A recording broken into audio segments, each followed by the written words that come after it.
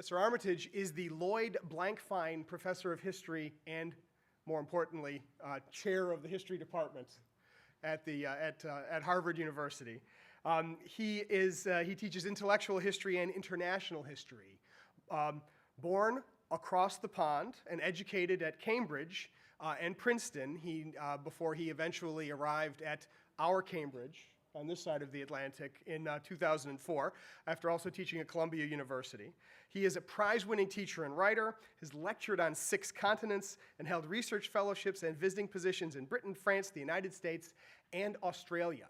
What we're going to do this morning, as we begin to broaden out from Philadelphia and look at the global world, we figured it would be a good idea to bring one of the foremost experts in the Atlantic world to talk to us today. Professor Armitage is the author or editor of 13 books, among them The Ideological Origins of the British Empire, which won the Longman History Today Book of the Year Award, The Declaration of Independence, A Global History, which will be the basis, which is actually, you can see in the young man's hand right there, as well as Shakespeare and Early Modern Political Thought, The Age of Revolutions in Global Context, and Pacific Histories, Ocean, Land, and People. In addition to his own writings and his editing of works, Professor Armitage is actively involved in the larger scholarly world as a syndic of the Harvard University Press and as a member of the editorial board of a variety of journals, and we are very delighted to have him with us today. Professor Armitage, thanks.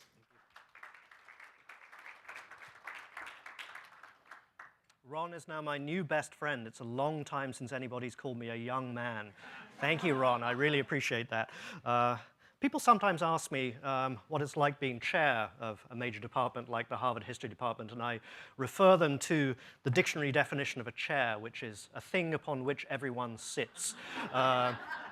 Believe me when I say it is a real pleasure to be here this weekend, not only to have some time off for good behavior, but also to meet all of you. There is nothing, truly nothing, I enjoy more than speaking to high school teachers. For many years, I ran a Gilder Lehrman seminar on the Declaration of Independence, and so every summer for 5 days, I'd spend very intensive, extraordinarily rewarding period with people just like you, maybe even some of you in this room, I don't know, on this. It gives me a real delight to be here today. And what I want to do is exactly what Ron said, to bring a global perspective to that most American of documents, the Declaration of Independence, and also make, obviously, a few references to its Philadelphia context as well to bring it into line with the overall theme of this institute this weekend. I'm afraid I'm not in a position to answer the overarching question whether liberal democracy began here by accident or not, but I'll be very interested to hear your answers to this after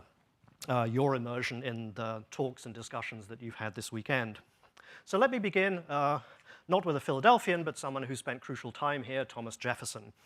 2 weeks before his death on the 4th of July, 1826, Thomas Jefferson offered an expansive vision of the Declaration of Independence, a document he himself, of course, had drafted right here in this city exactly half a century before, in late June, early July 1776.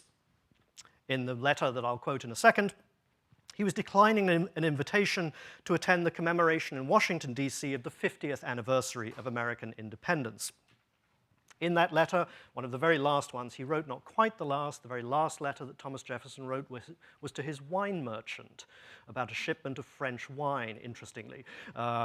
Shows his priorities right at the end. The penultimate letter was about the Declaration. The very last letter he wrote was about wine. I always like that. Anyway, in this penultimate letter, perhaps the most famous letter from his dying days, he called the Declaration, quotes, an instrument pregnant with our own and the fate of the world. He regretted, writing to his potential hosts, that illness would keep him from coming to Washington, D.C. for a reunion with those he called the remnant of that host of worthies who joined with us on that day, July 4th, 1776, in the bold and doubtful election we were to make for our country between submission or the sword. And then he went on that he would have enjoyed with them the consolatory fact that our fellow citizens, after half a century of experience and prosperity, continue to approve the choice we made. May it be to the world what I believe it will be, to some parts sooner, to others later, but finally to all the signal of arousing men to burst the chains under which monkish ignorance and superstition had persuaded them to bind themselves, and to assume the blessings and security of self-government. So thinking in a global context to the whole world about the impact of 4th of July 1776 as a moment attached to a particular document and the promises it contained, but also what that moment of American independence meant for the wider world, and he's looking back from that 50-year perspective. The Declaration of Independence may have had special significance for Americans at that point, and it certainly did, but as Jefferson prophesied, its power as a symbol was potentially global in extent. Even during Jefferson's own lifetime, the Declaration had already become something more practical than a symbol, in fact. It provided the model for similar declarations of independence around the world that declared the independence of other peoples and states. Even by the time that Jefferson himself wrote in 1826, the American Declaration had been joined by more than 30 other declarations of independence from Northern and Southern Europe, from the Caribbean, from Central America, and from South America. There are more than 20 declarations of independence after 1810, just in Central America and Spanish America alone. None of those documents would have existed without the model of the American Declaration of Independence. None of the later declarations of independence around the world that I'll refer to later would have existed either. At the moment at which we speak, more than 1/2 of the countries represented at the United Nations have a document that they call a Declaration of Independence. And I'll talk about some of the differences between those documents and the American document in a moment, but the very model, what I call in my book in particular, the very genre of a Declaration of Independence was undoubtedly invented in June and July 1776. I say this with some regret, I have to say. When I began writing this book some years ago, I was expecting that there would be a whole chapter at the beginning on all the declarations of independence before 1776. I came to this as a British historian, an Atlantic historian. You may have picked up, I'm not an American. I'm going to take American citizenship later this year. But I came to this topic thinking I'm going to smash American exceptionalism. I'm going to have a whole paragraph, a whole chapter about all the other declarations of independence. The first one wasn't invented on the 4th of July. I'm going to take down that myth. But I'm a good enough historian that after a year of searching in the archives and the documents, there are no precedents. There are documents that much later, for example in the late 19th century, get called the Dutch Declaration of Independence, the Scottish Declaration of Independence, the Dutch from the late 16th century, the Scottish from the early 14th century, but they are not declarations of independence. It's only after the enormous impact and the mythologization, in fact, of the American Declaration that these earlier documents come to be called subsequently, but only in the 19th century declarations of independence. This was a great invention here in Philadelphia in the summer of 1776. Many of the later documents after 1776 certainly drew directly on the American Declaration for inspiration, for language, for their structure, for the very, again, the genre of a Declaration of Independence itself. They adopted and sometimes adapted specific phrases from the American Declaration, or more often they simply took its general structure, and again I'll talk about that in a moment. The authors of the American Declaration had claimed independence only for themselves. They didn't make a universal claim for every people to gain independence. And they weren't claiming independence on behalf of others. There's an interesting difference here, for instance, between the American document and some of the documents of the French Revolution, which were genuinely universalist, making promises to all people, all peoples around the world. That was not part of the intention in 1776, though it came to be one of the effects. The specific and particular idea of independence that we find in the Declaration would, however, assume near universal significance in the centuries after 1776 as the American example spread around the world. And I'll give a couple examples at the very end of this talk of the ways in which it's still resonating even today in places like Kosovo and South Sudan. Now, every generation, I believe, gets the Declaration of Independence it deserves. Our own global moment in the early 21st century merits a global or globalized history of the Declaration of Independence. Global history, I and my colleagues would say, can be pursued from the outside in to bring universal global perspectives to bear on particular moments, places, persons, or objects. But it can also be written in the other direction, from the inside out, from the local and the specific and the particular to the worldwide and the general. Those two approaches are not, I think, competing, but complementary, and indeed each would be impossible without the other. There's always the dialectic, we might say, between the global and the local, and that's what I want to engage in examining the Declaration this morning. I want to globalize the Declaration for you in both of those ways. First, to see the impact of the wider world on the genesis and the meaning of the Declaration in 1776, and then secondly, to sketch the Declaration's impact on the world, the way in which it helped to shape the world in the decades and then the centuries after 1776. I hope after this brief talk you'll come to agree that the Declaration of Independence cannot but look different when it's put into such a global perspective. And I say that very generally. When I give talks like this to my fellow academics, I say this is a very important sign of what one can do with many aspects of American history, putting it into global context. But I say this very practically to you. I've had a lot of evidence of this for many years of talking to high school teachers about this, that it's a great way to teach the Declaration in your classrooms. And the Declaration is a great document to teach in your classrooms in the context both of AP US history with a larger global context, but also AP world history as well. It's a very short document. It's the kind of thing I often start my own classes. I know other people do the same thing, where you just go around the whole class and read it together and realize what it says, and just to hear the document in multiple voices in your classrooms with your students and yourselves. It's a great way to start any lesson on this.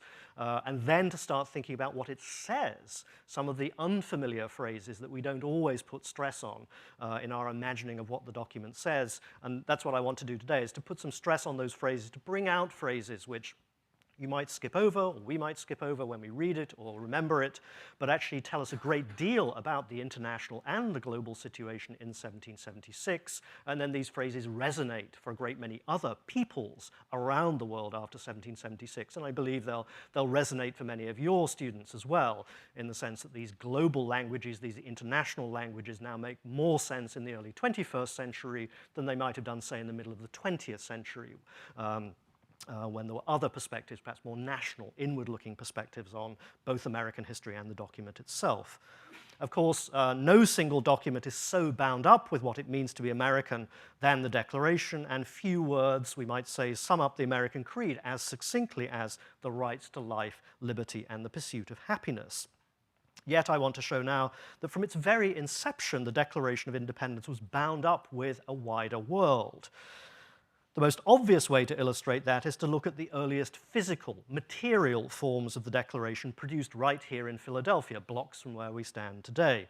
So, for example, the earliest form of the document itself was actually the printed form, you know, the John Dunlap broadside that you see reproduced at every historical site, including Independence Hall, was the original version of the document, not the manuscript version. The printed version was the first version, produced over the night of 4th of July and on into the early morning of July 5th by John Dunlap in his print shop at 2nd and Market Street here in Philadelphia, so very close to where we stand now.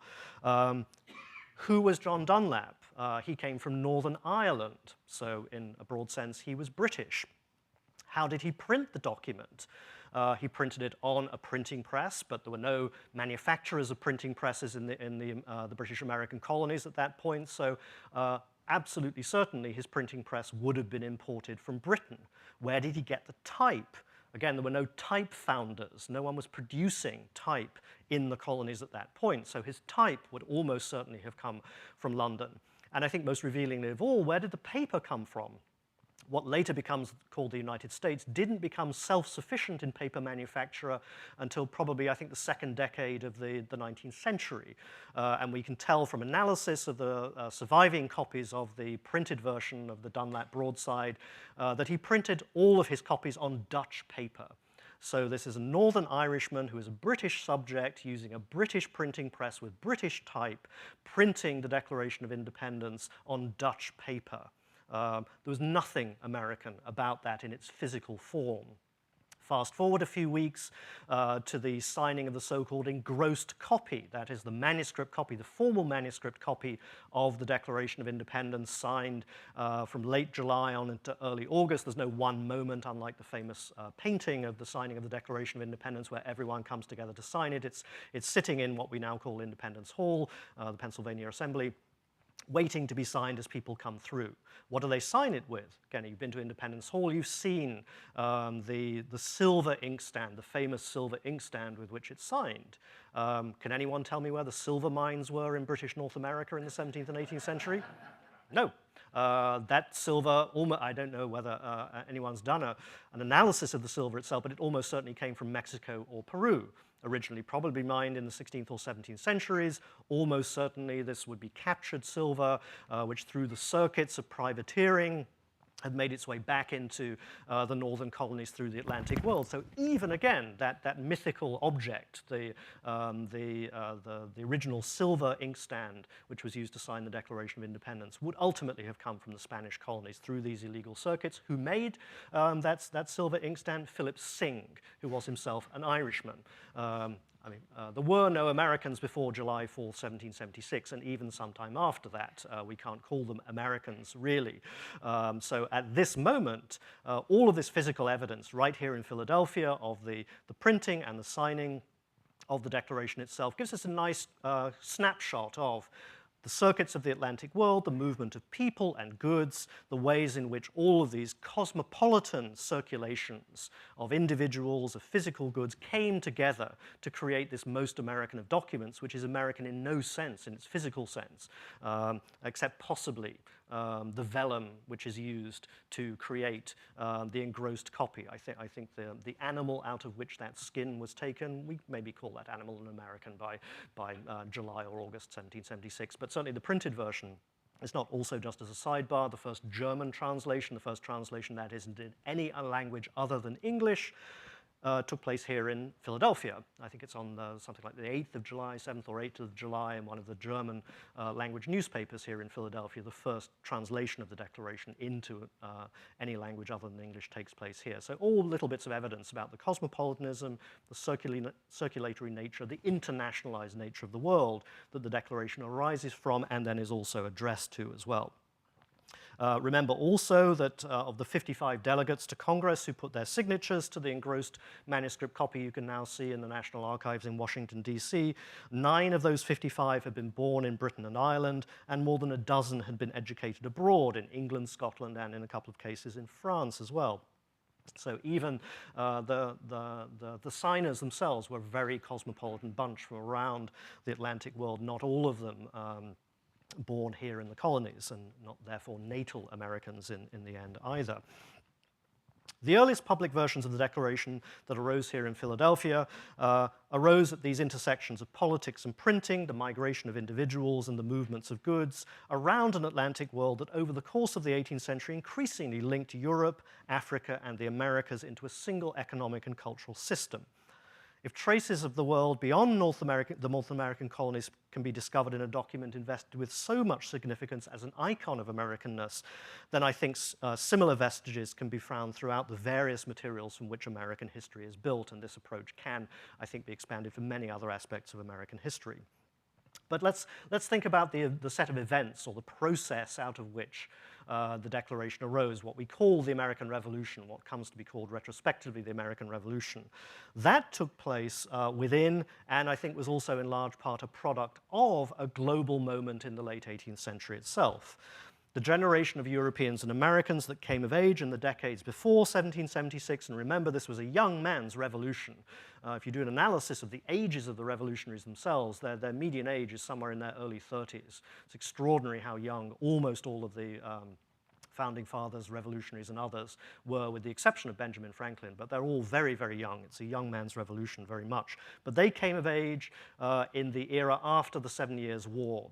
We often call this the First World War, the first war that's fought on all continents between Britain and France for imperial control of the seaways as well as the land that linked together parts of a global empire. And certainly the revolutionary generation here in Philadelphia and in the colonies more generally would have been very well aware of that global context, well aware of it from newspapers, well aware of it from the magazines that circulated across the Atlantic, well aware of it from the major histories that were being written and published in this period, the Abbé Raynal's famous Histoire des deux Indes, the history of the two Indies, the East Indies and the West Indies, linking together the global empires. Adam Smith's Wealth of Nations, published in 1776, in some ways the longest pamphlet of the American Revolutionary War. If you read the very last page, you only need to read the last page of Smith's Wealth of Nations. It's an attack on the economic rationality of the British Empire and basically says we've got to give this up. We in Britain have to give this up. The empire, particularly the Atlantic Empire, has done nothing for us. It's bled our revenue. It hasn't given us soldiers to defend our global empire. These are the only two reasons to have an empire. Let's give up this global dream. Not at all a coincidence that Smith and his publishers connived to publish the Wealth of Nations to coincide with the opening of Parliament in 1776 to influence MPs as they're debating, as those MPs are debating the rationality and the course of the American war. So not at all a coincidence that that great document comes out. And again, if you read the whole of the Wealth of Nations, you realize that at heart, it's basically an enormous comparative history of European empires put into a long-range context, comparing them to Greek and Roman Empire in particular. So it's a longue durée, long-range meditation on the rationality of empire, directed partly at the East Indies and the East India Company, but also quite centrally to the American War in 1776 as well. And again, just to bring home those connections, the connections between the East Indies and the West Indies, between what we would now call the Indian Ocean arena and the Atlantic Ocean arena, South Asia and America, came home very clearly to participants in the imperial crisis in the 1770s. The fortunes of Virginia planters and Boston merchants were very closely bound up with the fate of the English East India Company in South Asia by great skeins of credit and debt that ran through banks in London and Glasgow, and by circuits of trade that brought China tea in East India Company ships, for example, to Boston Harbor in December 1773 under terms set by Parliament in Westminster. The origins of the American Revolution, and therefore the origins of the document we call now the Declaration of Independence, cannot be fully understood without an appreciation of the worldwide webs within which the colonists were enmeshed in the years running up to 1776. Those thickening global connections and the decisive shifts in the European state system, and also the relations between European states and European overseas companies. Remember, the East India Company is more powerful diplomatically, militarily, fiscally than many European states in this period. It's hard to tell corporations and states apart in the 18th century. Those thickening global connections, the shifts between states and companies in this period, and the balance of power within the Atlantic world they brought in their wake, challenged contemporaries to understand their world in innovative ways. And again, I'm going to show in a moment that the Declaration of Independence is one of these ways of understanding the international balance of power, economic shifts in this period, just as, say, Smith's Wealth of Nations from the same year is an even more sophisticated and, of course, much lengthier attempt to understand some of the same questions that I think resonate very much with us in our own global moment. The Declaration itself, I want to argue, was a crucial symptom of that novel global understanding in 1776. To see why, let's recall what it was that the Declaration actually declared. Its opening and closing paragraphs clearly affirmed the entrance of a new actor, one people, or a set of actors, 13 free and independent states, onto the world stage. The Declaration's very first sentence, and let's recall that first sentence now, the Declaration's very first sentence stated truths about the world so self-evident they apparently needed no justification or elaboration for its readers in 1776. When, in the course of human events, it becomes necessary for one people to dissolve the political bands which have connected them with another, and to assume among the powers of the earth the separate and equal station to which the laws of nature and of nature's God entitle them, a decent respect to the opinions of mankind requires that they should declare the causes which impel them to the separation. Packed into that sentence was a set of assumptions about 18th century international politics. The most fundamental was the existence of a group of political bodies, the powers of the earth, that interacted with one another according to certain external rules or norms, the laws of nature and of nature's God. They were entitled to do so, it implied, for two main reasons: because they were separate from, or we might say independent of, one another, and because they were equal in station to each other. The number of those powers of the earth was not closed or fixed, it implied. It could expand to include any people that had been compelled to become separate and thereby wished to claim equal standing with the existing powers. However, like any enlightened public made up of discrete political persons, this community of earthly powers possessed opinions that needed to be informed and respected. Its members therefore communicated with each other formally by means of public documents, such as the Declaration itself. And if we move now quickly to the very concluding paragraph of the Declaration of Independence, we'll see how it enumerated rights, not the rights of individuals, but the rights of states, the rights possessed by those states that had successfully achieved their independence and their equality with the other powers of the earth. And again, just to remind you of the concluding lines of the document. These united colonies are, and of right ought to be, free and independent states, and that as free and independent states, they have full power to levy war, conclude peace, contract alliances, establish commerce, and to do all other acts and things which independent states may of right do. So indeed, the Declaration of Independence is a fundamental rights document, but it's a fundamental document about the rights of states, not the rights of individuals. That's a controversial statement, and I'll come back to one of the major reasons why I think that's an important reading of the Declaration, not least because of the global reception of the Declaration of Independence, which very, very rarely refers to the second paragraph, the rights to life, liberty, and the pursuit of happiness, but often refers quite frequently to that final paragraph, the rights of states to do all the things that free and independent states may of right do. That list of corporate rights of states was as open-ended as the roster of individual rights found earlier in the Declaration in the second paragraph, which of course famously stated that all men are endowed by their Creator with certain inalienable rights. Among these are life, liberty, and the pursuit of happiness. That was not intended to be an exhaustive list. It's deliberately open-ended and vague, just as the list of rights of states is quite precise, but also open-ended as well.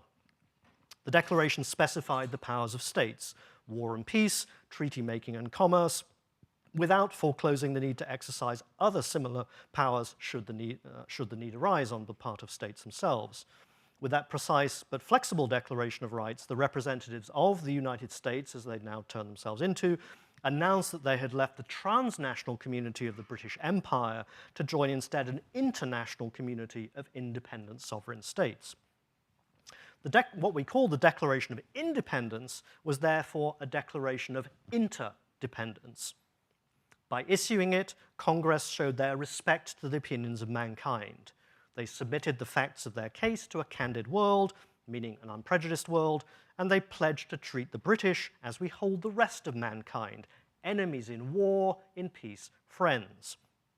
The Declaration may have spoken on behalf of the representatives and through them, those they represented, but they were not the audience to which I think the text implicitly directed its argument. It has a domestic audience, very obviously, but its first audience, its first intended audience, is the powers of the earth, other representatives of the outside world.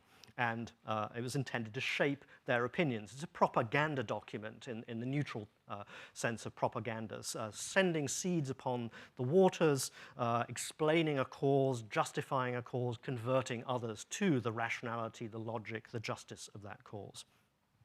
Urgent international pressures in 1775 and in 1776 had compelled the Continental Congress to issue the Declaration in the early summer of 1776. So just to reel back a few months, in August 1775, you'll remember George III had declared the colonists outside his protection, that is, to be rebels who were enemies in war. It's a very important reminder that the American Revolution was a civil war fought within the confines of the British Atlantic Empire.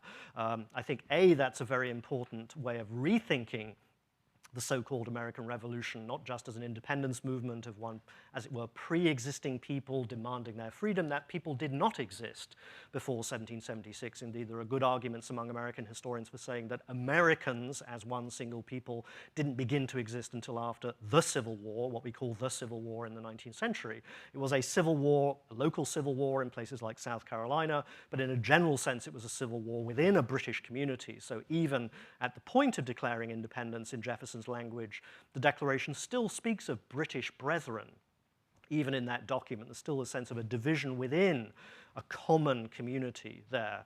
And the second reason I say it's a civil war is because so many people at the time described it as that. You can find so many pamphlets and documents in 1774, 1775, even into 1776, talking about a civil war, even up to and including the Olive Branch Petition, which ends by saying we're putting this forward in order to prevent or to end this civil war in the British Empire. And there are even people in this period, I think 1775 is the latest I've found, who talk about this as the American Civil War. So that's the first American Civil War. Alan Taylor's recently argued the War of 1812 was also a civil war. So when you get to what you call the Civil War in the 1860s, that's probably the third American Civil War, in fact, just to complicate matters a little bit. But it raises really interesting questions about the nature of the conflict itself and how both sides perceived each other, and also to understand the passions in this conflict, that it's, as it were, an intrafamilial conflict, a conflict within a single community, not the conflict of repressed Americans trying to burst out, having been oppressed by something alien. It's much more complicated, much more poignant, and therefore much more painful than that. However, thinking about this, as it were, in legal terms, especially international legal terms in the 18th century, it was crucial by July 1776 for the rebellious colonists, as I will persist in calling them as a Brit for the moment, for the rebellious colonists to legitimate themselves in the eyes of the world.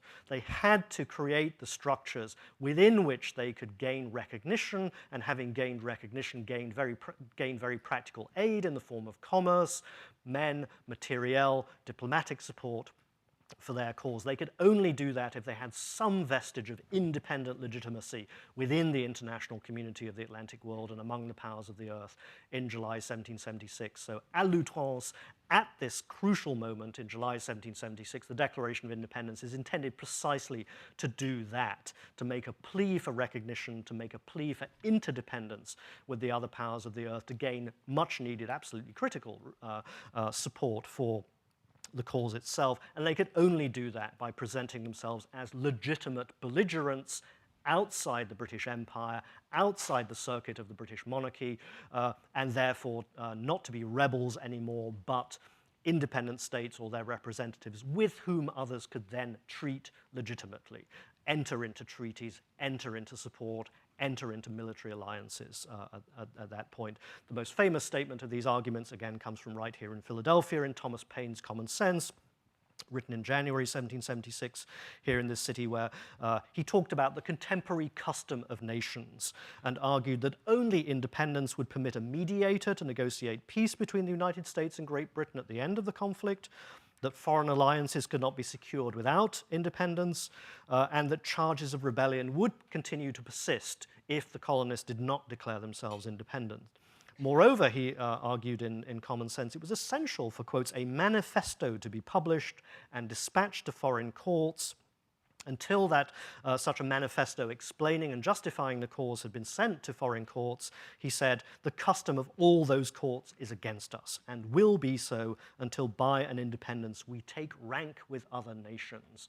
Very crisp and really pivotal argument in favor of declaring independence early in 1776. The heart of the Declaration, the longest part of the Declaration, which we usually skip over, is of course, the list of grievances. That's what Paine would have called the manifesto in the terms of 18th century diplomatic language. You lay out your case. You put facts before mankind to shape their opinions. So that history of repeated injuries and usurpations, all having in direct object the establishment of an absolute tyranny over these states, is the charge sheet against George III in particular. Of course, it's very personalized onto the king himself by this point. It was also the culmination of a theory of global conspiracy that had been unfolding across Congress's other state papers since 1774. I won't give you many examples of this, but a good one is from the letter that the Congress wrote to the Jamaica Assembly, trying to get the white planter elite of Jamaica onto their side in 1775, where they talked about a truly global conspiracy by the British Crown and the King's ministers. In the East Indies, they said, where the effeminacy of the inhabitants promised an easy conquest, they thought it unnecessary to veil their tyrannic principles under the thinnest disguise. Within Britain itself, where the maxims of freedom were still known, but where luxury and dissipation had diminished the wonted reverence for them, the attack had been carried on in a more secret and indirect manner. Corruption had been employed to undermine them. The Americans were not enervated by effeminacy like the inhabitants of India, nor debauched by luxury like those of Great Britain. It was therefore judged improper to assail them by bribery or by undisguised force. And then they run through some of the same charges that will recur a few months later in the Declaration of Independence itself, but seeing this as a worldwide conspiracy, that the Crown and its agents are undermining people in South Asia. They're doing the same thing in Britain. They're doing the same thing in the American colonies. This is the kind of global worldview which is very much in the background also of the Declaration itself. One of the most common charges that you can find across the pamphlet literature in the 1770s is the idea that liberty across a global stage is in retreat, and that the American cause is just one more symptom of the retreat of liberty, the contraction of liberty. It had been expanding for some time, often since the Reformation, these arguments run, but since the middle of the 18th century, especially in the aftermath of the 7 Years' War, liberty itself was on the defensive, being pushed back into a few redoubts, something that Paine, again, classically says in Common Sense, "O ye that love mankind, ye that dare oppose not only the tyranny, but the tyrant, stand forth. Every spot of the old world is overrun with oppression. Freedom hath been hunted around the globe. Asia and Africa have long expelled her. Europe regards her like a stranger, and England hath given her a warning to depart. O receive the fugitive and prepare in time an asylum for mankind in America." It's one of his most rousing arguments in favor of independence, that if the British colonies can become independent, they can provide a kind of asylum for the rest of mankind, that freedom hunted around the globe can find protection, can nourish itself, and then project itself against the forces of tyranny around the globe. And again, we'd have to ask, why would Paine think that was a persuasive strategy for his readers in Philadelphia in the colonies? Because he and his contemporaries shared this global vision, as we do as well, about the play of forces, freedom and tyranny around the world. It's not purely rhetorical. Nothing is purely rhetorical, of course, in the 18th century, but it's meant to be a persuasive appeal to this global context, to energize a local cause and put it into a genuinely universal framework. I believe that the authors of the Declaration would have shared that vision, and we can see this unfolding through the charge sheet in the middle of the document. If you read through the list of grievances, and I won't go through the whole thing, you can see it starting from the local and moving out to the universal. It begins with grievances like the holding of public records in particular colonies, the holding of public meetings, in particular the meetings of the Continental Congress, and forcing them to move around. Quite local things, though no names are ever specified. Of course, it's universalized among the colonies. No names, no dates, no pact drill, but it's to bring all of the colonists on board together to imagine specific grievances in Massachusetts, for instance, as being generalized to all the colonies. But as you read through the list of grievances, it starts talking about cutting off our trade with all parts of the world, transporting us beyond seas to be tried for pretended offenses, abolishing the free system of English laws in a neighboring province, that's in Quebec.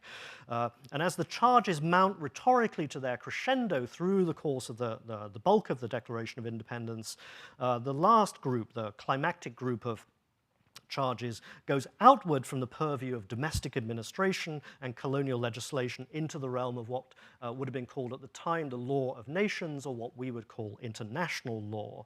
So some of those final charges are, for example, the king has plundered our seas, ravaged our coasts, burnt our towns, destroyed the lives of our people. He was importing foreign mercenaries to complete the works of death, desolation, and tyranny, already begun with circumstances of cruelty and perfidy scarcely paralleled in the most barbarous ages and totally unworthy the head of a civilized nation. He had forced our fellow citizens taken captive on the high seas to take arms against their own countrymen, excited domestic insurrections among us, and endeavored to bring on the inhabitants of our frontiers the merciless Indian savages whose known rule of warfare is an undistinguished declaration of all ages, sexes, and conditions. Not a coincidence, just as a brief sidebar, that there is almost no use of the Declaration of Independence or its language among Native Americans until the 1960s in the US, largely because of that sentence, which is a obviously very prejudicial view of Native Americans at that point. The British people provided no defense against these depredations because they would, quotes, they would not disavow these usurpations, which would inevitably interrupt our connections and correspondence, that is, inevitably cut off the colonies from all kinds of commerce with the wider world. Now, you'll remember in Jefferson's original draft of the Declaration that actually the final charge against the king himself had made an even more explicit appeal to the law of nations and the norms of contemporary European civilization. He has waged cruel war against human nature itself, violating its most sacred rights of life and liberty in the persons of a distant people who never offended him. These are the enslaved coming from Africa, captivating and carrying them into slavery in another hemisphere or to incur miserable death in their transportation here to America. This piratical warfare, this opprobrium of infidel powers, is the warfare of a Christian king of Great Britain, dripping with irony, of course. And that this assemblage of horrors might want no fact of distinguished dye, he, George, is now exciting those very people to rise in arms among us and to purchase that liberty of which he deprived them by murdering the people upon whom he also has obtruded them, thus paying off former crimes committed against the liberties of one people with crimes which he urges them to commit against another. And in the midst of that, Jefferson's comparing George III to a pirate, I think probably to the Mediterranean corsairs at the time. One of the big issues, in fact, in the first Franco-American treaty was the protection of American shipping in the Mediterranean from the Barbary pirates that, having, as it were, come out from under the security umbrella of the British Royal Navy in 1776, they needed the protection of another major European power in the Mediterranean arena. But that lies behind, I think, some of Jefferson's metaphors here. This piratical warfare against enslaved Africans by the king is like the piratical warfare of the Barbary corsairs against British, later American shipping as well, in places like Morocco and Algiers, for example. So those charges, struck out, of course, from the final version of the Declaration of Independence, were meant to be the climax of the charge sheet because they were offenses against the law of nations. This was uncivilized, barbarous, piratical activity by the king himself. We can talk about all the reasons why this is, at the very least, inconsistent, at the very most hypocritical on the part of Jefferson to attack the slave trade at this point, but really interesting metaphors which, as it were, seal the deal on the king's tyranny by saying, well, he's done all of these things against domestic law, he's done all these things against the colonial law, but most barbarous of all, he's offended against the law of nations, the law of nature and of nature's God, the norms that regulate all of the relations between peoples. And it's also fascinating that in that passage, Jefferson speaks of life and liberty and one people. The only other place in the document where they talk about one people are the people of the colonies separating themselves. There may be an implicit argument, oddly, in that excised passage for the Africans, the enslaved Africans, as another people who might even logically be able to claim their independence to separate from another people because of tyranny as well. So all very fascinating implications in that. So just to conclude this part of the reading of the document itself, the wider world imagined in the Declaration, in its language, its explicit appeals, and also in its drafts, was a world of peoples linked by both benign and malign forms of commerce. It was an arena of warfare between Americans and Britons, as well as among their various allies and enemies. It was populated mostly by mutually recognizing sovereign states, but it was also threatened by outlaw powers who acted more like pirates, those traditional enemies of humankind engaged in warfare against humanity itself. This, we might say, is a recognizably modern world in which commerce and war are the most conspicuous forms of interaction between different peoples and states, and also corporations, of course. Even among European thinkers, however, that conception of interactions between states was about barely a century old in 1776. And I could talk more about that from other work I've done on the origins of these international visions in the 18th century. But it was also a world in which metaphysical norms, the laws of nature and of nature's God, could still be appealed to, alongside the known rules of warfare and cultural standards like civility and barbarism. So the Declaration of Independence, just to recap, announced an intention to enter the international system on equal terms with the other powers of the earth, a declaration of interdependence in that sense. The United States was now available to allies and open for business. The primary intention behind the declaration had been to affirm before world opinion the rights of one people organized into 13 states to enter the international arena on a footing similar to other equal, mutually recognizing independent states. The authors of the Declaration sought the admission of the United States of America to a pre-existing international order, and that term United States of America appears for the first time publicly in this document. It's crucial. I'll come back to that in conclusion in just a moment. They couched their appeal to the powers of the earth in terms that those powers would understand. The very language of the document, I can show elsewhere, comes from the most respected contemporary compendium of the law of nations, so that, which we know that they had on their desk literally in the Second Continental Congress, referring to it for the right language to make sure it fit with prevailing international and diplomatic norms. As John Adams, and I could reproduce many other similar quotations from the same period, John Adams, writing in 1781, noted, "The Declaration was, quotes, that memorable act by which the United States assumed an equal station among the nations." That would be the most common understanding among white Americans, at least, of the Declaration's primary meaning until the 1830s. I say white Americans because the only people, and it's a very significant group of people, who pay attention to the second paragraph, life, liberty, and the pursuit of happiness, the promises of equality, etc., are African Americans. As early as August 1776, we can find an African-American preacher in Connecticut reading the Second Declaration of Independence as an abolitionist document, and that becomes one of the key readings of the document in the African-American community. But I can tell you, having, for instance, gone through all the debates on the Constitution, I think there are maybe 2 references to the Declaration of Independence in the records of the debates on the ratification of the Constitution, the formal, the central debates on that. It's not, once independence is achieved and once it's recognized by Britain in 1783, the Declaration of Independence as such is pretty much a dead letter until after the War of 1812, when it comes back into circulation. It becomes part of American scripture, as the late, great Pauline Maier described it in her marvelous book on the Declaration of Independence, becomes mythologized, gets printed, gets put on people's walls, gets turned into tea towels and scarves and all of these sorts of things, becomes part of the public culture as a visual object, but also as a mythological document. But that does not happen until about 1815, and there are many reasons for that. But by and large, the second paragraph is only of energizing interest to African Americans in this period. For others, like Adams, and Jefferson says the same thing, for instance, Franklin says something quite similar, the Declaration of Independence was the act of entering into, the act that helped the US enter into the international system. As even Abraham Lincoln admitted in 1857, quotes, "The assertion that all men are created equal was of no practical use in effecting our separation from Great Britain. It was placed in the Declaration not for that practical purpose in 1776, but for future use, a kind of ticking time bomb that would go off later, in Lincoln's understanding at least." The Declaration would indeed have been a document without a future if it had failed in its central purpose of declaring independence or interdependence.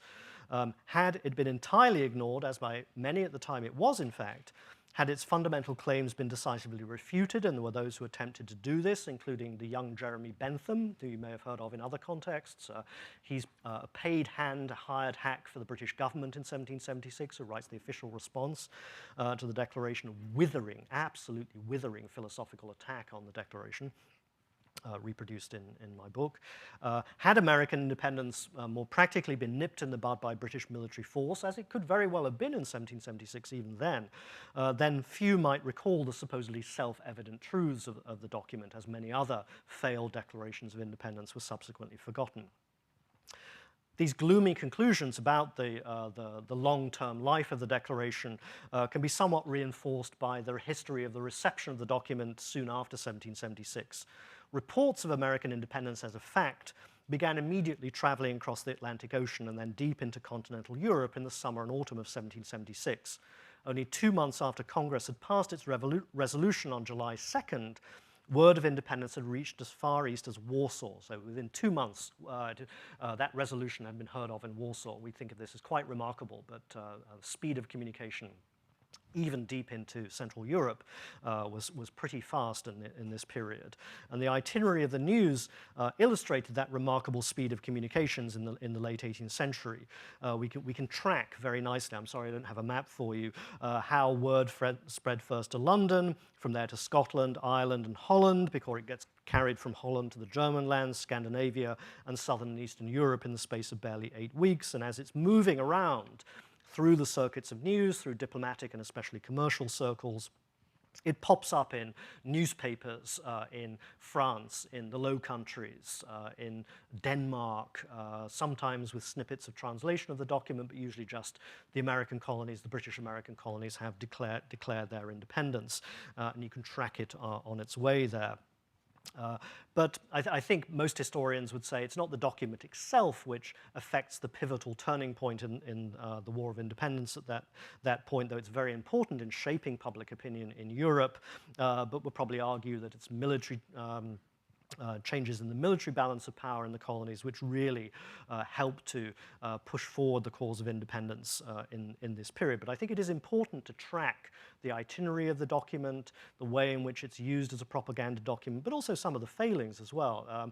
A copy is immediately given to Silas Deane, who is the the representative of Congress at the French court, to take across the Atlantic. He loses it. So he has to write back and say, I'm sorry, I lost this. Can you send me another one so I can give that to the French court? It ultimately gets there, but by the time it arrives officially, as it were, in his diplomatic pouch, there'd already been 2 French translations in the French press of the document itself. There's a lot of interest, for obvious reasons, in France at this point, and the key ally, of course, that the colonists want is the French to support them militarily, diplomatically, but also commercially, and therefore the first major treaty signed by the new United States is the Franco-American Treaty of amity and commerce in that period, which is a crucial turning point in at least the unofficial recognition.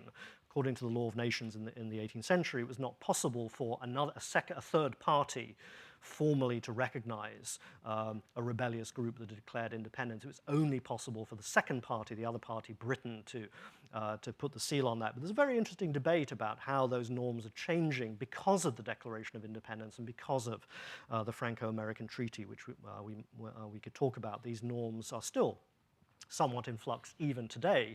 And if we wanted to declare our independence as a group now, of course the United Nations wouldn't be begging us to come down to New York tomorrow to join it. There's a very complicated process to gain admission, which I'll talk about just very briefly in conclusion in relation to something like Kosovo, for instance, which is in a state of weird suspension, having declared independence, become a UN protectorate, but is not a full member of the United Nations, even though it's a member of many other international organizations.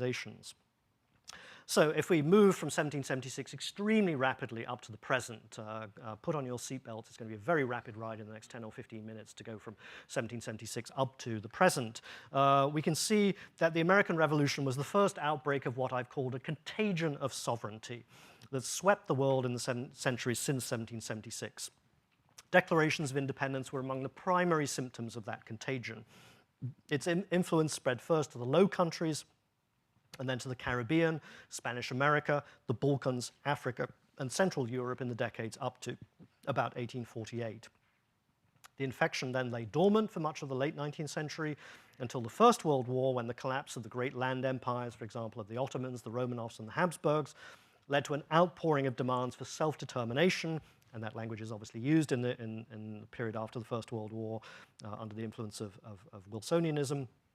An outpouring of demands for self-determination from the Balkans to Korea. The next pandemic sprang up in Asia and Africa after the Second World War and lasted until the zenith of decolonization around 1975. That moment, that latter moment, is the first and still ongoing truly global rights moment in world history, the moment we still inhabit in some sense. Some 70 new states were created during the period of decolonization, mostly in Africa and Asia, mostly, of course, from the wreckage of the British, French, and Portuguese overseas empires, and often with the accompaniment of a Declaration of Independence, but sometimes with other international instruments or sometimes domestic instruments as well to declare those breaks. Later outbreaks of the contagion of sovereignty around the Baltic, in the Balkans, and in Eastern Europe after 1989 and 1991 culminated in the dissolutions of the Soviet Union, Yugoslavia, and Czechoslovakia after 1990 to 93. Giving rise to more than 30 new states, accompanied by the greatest concentration of declarations of independence in world history in that period, 1990 to 93, even more than the huge explosion of declarations of independence that takes place in Spanish America after 1810. For a few years after 1993, there was a period of more general remission in this contagion of sovereignty, but declaring independence has returned since 2006, when Montenegro, one of the last parts of the collapsed Yugoslavia, declared its independence, and since then we've had a declaration of independence from Kosovo in 2010, and then from South Sudan in 2011. When I wrote this book in 2006, published in 2007, I ended with a somewhat gloomy conclusion, effectively predicting that the age of declaring independence was over. The moral of the story to historians is never predict the future, because we had more declarations of independence since then. Or actually, as they used to say in the Soviet Union, the past is unpredictable. Past is unpredictable. You never know what the past is going to do to you. You certainly don't know what the future is going to do to you. So I'm here to withdraw that and then tell you a little bit about recent declarations of independence after this mad run through the last couple of centuries. The first Declaration of Independence, to imitate directly the American Declaration of Independence, comes from Vermont. Oddly, what we now call Vermont. In 1777, the New Hampshire grants leave the former colony, now new state, of New York declare their independence with a declaration modeled after the American Declaration. They don't come back into the Union till somewhat later. Some of you may know there's been a second Vermont Republic in recent years, a very interesting mixture of anxiety about peak oil, later anxiety about the Iraq War. As it turned out in the latter parts of the movement, some bizarre white supremacist connections there as well. One of my students did a marvelous senior thesis on the Second Vermont Republic. Very, very interesting, not least because they go back to this early period of independence outside the United States before they rejoin in the 1780s. The next Declaration of Independence, imitating the American one, is from Flanders in the Low Countries in 1790. I won't go into detail on this, except there's a French translation of the Declaration which is circulating. The Flemish estates breaking away from the empire of the Austrian Emperor Joseph II at this point reach for that French translation and use it to model their own Declaration of Independence. The third Declaration of Independence is probably one most of you have heard of, which is the Haitian Declaration of Independence of January 1804. You'll see in the New York Times a couple of years ago, a graduate student at Duke University doing her dissertation research in the National Archives in London discovered the one surviving printed copy of the Haitian Declaration of Independence. This is the kind of thing that not just every graduate student, but every professor dreams of, finding the one surviving copy of one of the most important documents in modern world history. Pretty amazing, pretty amazing. I've had the privilege recently of writing an essay with her on the Haitian Declaration of Independence. But that's often taken to be the first one after 1776, but I just wanted to fill in the other connections there. Certainly the American Declaration was known in Haiti. There's a lost version of the Haitian Declaration of Independence we know from other reports about the process of its writing, which was patterned quite directly on the American Declaration. But Jean-Jacques Dessalines, the African-born, formerly enslaved free black leader of the forces in Haiti, said, "This is simply not powerful enough. This is not the document we need at this point. Write me another one," he says to his secretary, who does that. And Dessalines is reported as having said, to draw up the act of our independence, we need the skin of a white man for parchment, his skull for an inkwell, his blood for ink, and a bayonet for a pen. And if you read the Haitian Declaration of Independence, again, I have it reproduced in English translation here, it is a very, very fiery document. There is no pretense that the French are still like British brethren in the American Declaration. It's the exact opposite. And they are wolves, they are tigers, they must be killed, all connection must be severed with them. The reason for that is perfectly obvious.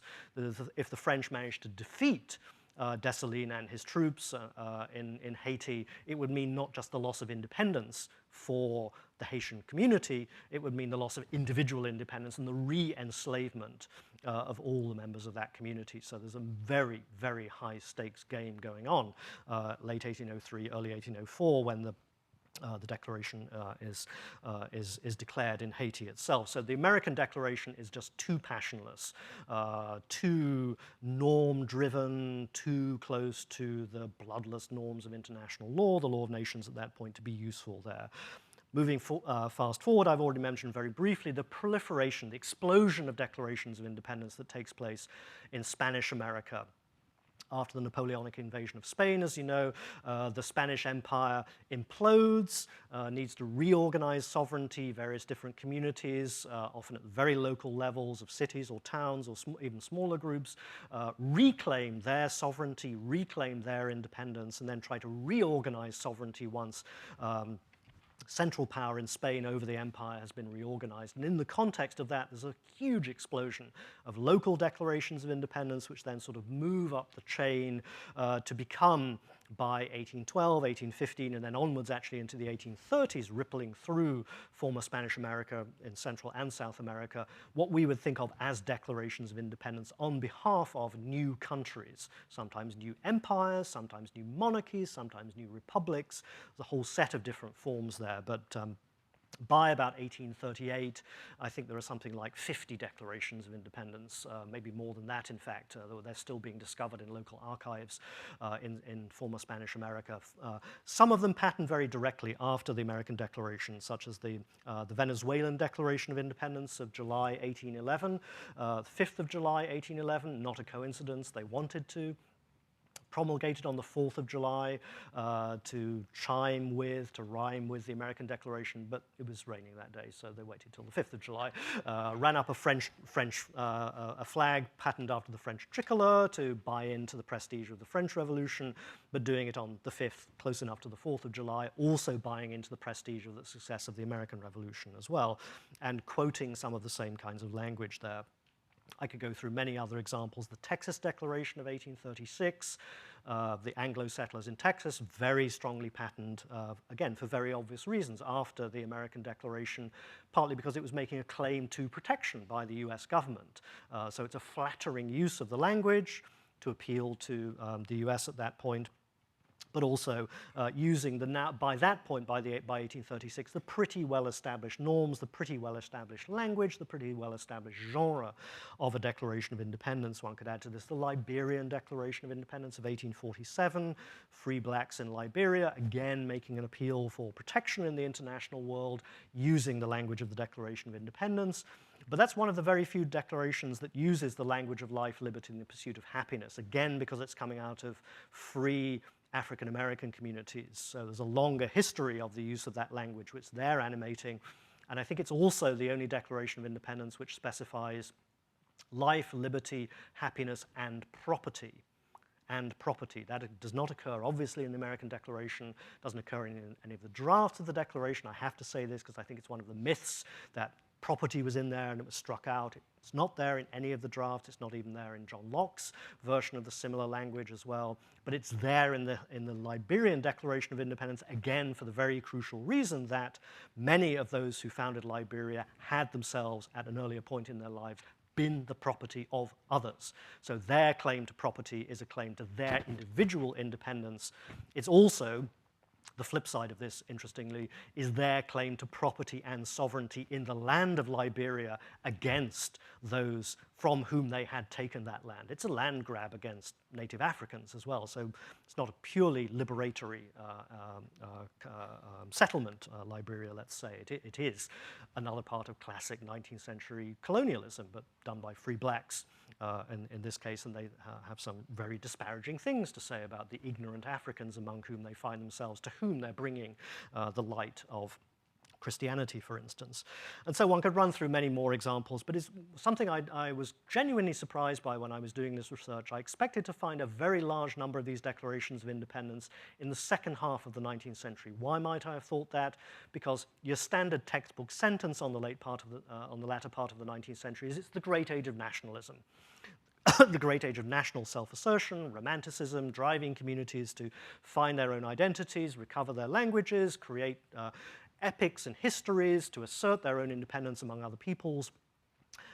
What that does not relate to, however, is an explosion of declarations of independence. Many of those, if not most of the most significant nationalist movements of the late 19th century, think of Germany, think of Italy, among the most spectacular, are actually about unification and consolidation, not about fragmentation. And fragmentation is really what declarations of independence are about, taking fragments of larger units, especially empires, and then breaking them down. So very few declarations of independence then, but a huge explosion. The next huge explosion is after the First World War. I'll just give you a couple examples here, and not least because one of them relates very directly to where we stand now. Perhaps the most famous declaration of independence from this period is the Declaration of Independence of the Czechoslovak nation of October 1918. Drafted originally in Washington, D.C. Among the drafters is Gutzon Borglum, whom you'll recognize as the sculptor of Mount Rushmore. And once they've drafted and ratified the document, where do they bring it? They bring it to Independence Hall. What do they do when they get to Independence Hall? They sign the Czechoslovak Declaration with the silver inkstand that had been used to sign the original declaration. So the kind of prestige of Independence Hall in that moment is being pulled into that nationalist movement after the First World War. Many other similar declarations from Korea, the March 1st movement in 1919. There's an Estonian declaration, the first of two declarations from Estonia in March 1919. Fast forward after the Second World War, again, a period of the collapse and reorganization of empires, and most of these declarations do come out of collapsing empires. The most famous one is Ho Chi Minh's Vietnamese Declaration of Independence of 1945. Partly at that point, of course, making a claim to American protection for his cause, and therefore Ho had spoken to quite closely a representative of the OSS who was in Hanoi at the time to make sure he got the right translation of the American Declaration. Those of you who follow blogs as time-wastingly as I do, may have seen the controversy a few weeks ago about President Obama making a reference to Ho Chi Minh as a great admirer of George Washington and the Declaration of Independence and the Founding Fathers, and a huge conservative backlash against that, saying Obama's making this up. Obama was not making this up. We have all the documentation, and the first crucial part of the documentation is that the very beginning of the Vietnamese Declaration is the opening lines of the second paragraph of the US Declaration. That's pretty undeniable as an influence, and we know that Ho was a great admirer of Washington, thought of himself as the Vietnamese Washington, etc., etc., etc. One of the key examples of a direct use of the language of the Declaration, but in that case, very interestingly, not for individual equality or freedom or life or pursuit of happiness, but rather for the collective pursuit of life, liberty, and the pursuit of happiness. The Vietnamese people have a right to life, liberty, the pursuit of happiness, not individual Vietnamese. So again, very interesting nuance on the reception of the document itself. I won't go through other examples. A very interesting one that one could look at is the Rhodesian Unilateral Declaration of Independence of 1965, which I think is the 20th century document most directly patterned after the American Declaration. A claim by the white minority government of Southern Rhodesia against the British government of the time to their independence, that is, a lack of interference from the British Parliament. It's weird because it uses all the language of the American Declaration, very slightly updated for 1965, and then ends "God Save the Queen," which isn't in quite the spirit, somehow, of the American Declaration. I know I'm running over time, but I have to share this. When I was looking for background documentation on this in the National Archives in London, I found an amazing, recently declassified file from 1963 of the military preparation plans that the then British government had made for an invasion in the contingency that the Southern Rhodesian government would declare their independence. And some elephant-minded, historically minded British civil servant had taken this document, it's all about the tanks and the planes and so on that we needed to invade Rhodesia, and had put on the front, "Boston Tea Party." So never underestimate the long historical memory of the British civil service in that way. But very interestingly, I mean, you could flip that around and say, in what sense was the American War of Independence a white settler revolt in the same way that, or at least a parallel to the Unilateral Declaration of Independence in 1965 was a white settler revolt, very different balance of populations, obviously, but some interesting questions that arise there. So as I said, when I was initially putting this material together in 2006, 2007, I thought the age of declaring independence was over, that it was history, as my students would say, and therefore I could write the history of it. Completely disconfirmed. 2006, Montenegro declares its independence. 2010, 2008, excuse me, Kosovo declares its independence. That goes to the International Court of Justice. In 2010, where there's a really interesting international law debate about the status of declarations of independence, what force they have, how they're recognized, what their legal standing is. I was particularly interested in that.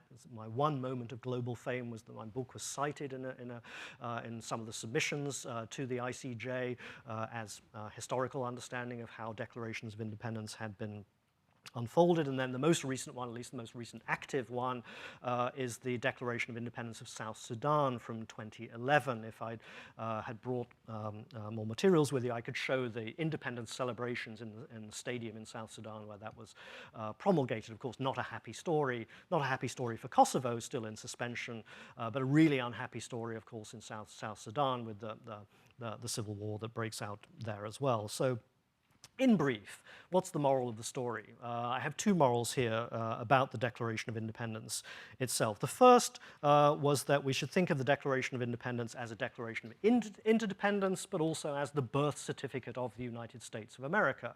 If you look at the Dunlap broadside, the only part of the main text of the document in capitals are the two phrases, free and independent states and United States of America. Those are meant to be equivalent, mutually reinforcing, but also announcing something new, a new power of the earth among the other powers of the earth. And ditto, if you look at, squint at, peer at the engrossed manuscript version in the National Archives in Washington, D.C., you can just about make out the faded text where a different hand, an italic hand, is used to highlight those two key terms. That, I think, is the main message of the Declaration of Independence, of the Declaration, that these United States of America were free and independent states. That's what they wanted visually to stand out from these earliest versions. The second moral in conclusion is that it's the first Declaration of Independence and it begins this contagion of sovereignty. Every part of the earth except for Antarctica, is now claimed by one state or another. Every human being on Earth is at least potentially the citizen, or in some cases the subject, of one state or another, except for those unfortunate people we call stateless persons, and the penguins of Antarctica. Antarctica now has frozen sovereignty, so it's the one part of the Earth that isn't claimed by states, and the only states of exception to that larger claim about the universal blanketing of the earth by states are those states of exception created by states themselves, like Guantanamo Bay, the kind of black holes in the universalization of territorial sovereignty. That process, what I've called elsewhere a move from a world of empires in the 18th century to the universal world of states that we now inhabit, begins in 1776, begins with the Declaration of Independence, that universal spread of statehood as against empire, begins with that document. And I think that's the most significant thing about the Declaration of Independence. It's pretty significant, I think even I would admit, for American history. But I think it's even more significant for global history. So that's my concluding message. I'm very open to questions and comments. Thank you so much for your attention.